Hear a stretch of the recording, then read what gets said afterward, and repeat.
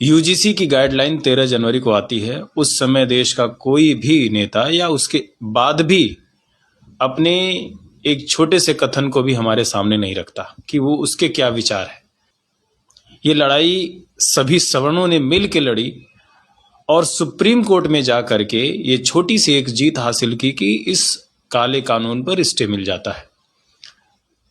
जब माननीय supreme court ने इस एक्ट को स्टे कर दिया तो अब जाकर के भारतीय जनता पार्टी के सांसद मनोज तिवारी जी सामने आते हैं। जिस समय सभी सवर्णों को इनकी सबसे ज्यादा जरूरत थी तब एक शब्द नहीं बोला।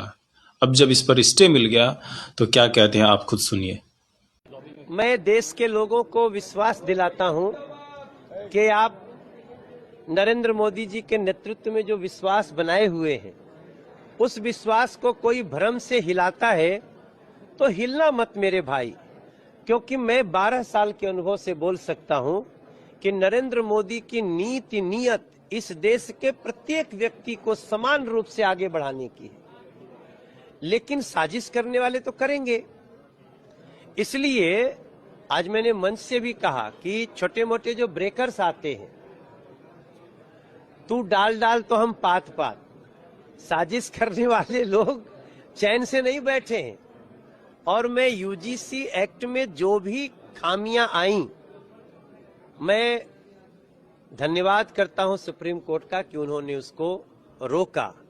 लेकिन दोस्तों याद रखना, इतना तीव्र विरोध के पहले याद रहे कि वो संसद का बना कानून नहीं था। हम कानून बनाने वाले हैं, जरूरत पड़ेगी तो कानून का संशोधन कर देंगे। इसलिए वही लोग जो कल तक हमें बहुत प्यार करते, अचानक जब गरियाने लगते हैं तो मैं बोलता हूं भाई विश्वास रखो।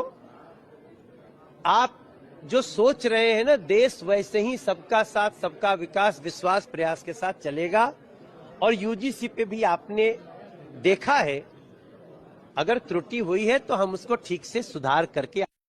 कानून बनाने वाली आपकी सरकार है, दूसरा कौन साजिश करेगा? अच्छा करेंगे तो आपको ही उसका क्रेडिट जाएगा, अगर कुछ गलत हुआ तो भी आपको ही पकड़ा जाएगा। इसमें साजिश कौन दूसरा करेगा? शिक्षा मंत्री सरकार के ही हैं, क्या शिक्षा मंत्री को हटाइए? हमें ऐसा शिक्षा मंत्री चाहिए ही नहीं जो जातियों को बांटने का काम करे, ऐसा कानून पास करता है। आप इस एक्ट के स्टे होने से पहले आते, प्रेस कॉन्फ्रेंस करते, सवर्ण समाज की तरफ से खड़े होते और कहते कि मोदी जी पर भरोसा कीजिए, गलत नहीं होने पाएगा, तो आपका सम्मान और बढ़ जाता। जितने भी सवर्ण समाज के जो नेता हैं प्रेस कॉन्फ्रेंस करते या विश्वास दिलाते आम जनता को किसी के साथ गलत नहीं होगा। माननीय राष्ट्रपति महोदय एक्स पे उनकी एक पोस्ट मैंने पढ़ी, वहां पर भी सवर्ण समाज को किनारे ही मैं देखता हूं, बड़ी हैरानी होती है। उनके पोस्ट में क्या लिखा है आप सुनिए। My government is working with full sensitivity for all, for Dalits, backward classes, marginalised and tribal communities. इस पर एक्स ने नोटिस में लाया। उसने क्या लिखा है नीचे ही, The President of India has head of state and first citizen must represent all citizens and not any specific group. X ने ये हमारी प्रेसिडेंट द्रौपदी मुर्मू जी के अकाउंट के नीचे उन्होंने अपना एक नोटिस भेजा कि आप इस देश के सभी नागरिक के राष्ट्रपति हैं, पर्टिकुलर किसी सेक्शन की नहीं। The President preserves, protects and defends the Constitution and remains politically neutral, upholding democratic norms for the entire nation. शपथ के साथ ही आपको हर एक जाति, हर एक समुदाय, हर एक धर्म के साथ न्यूट्रल रहना होता है। तो इस प्रकार की चीजें हमारे देश में हो रही हैं।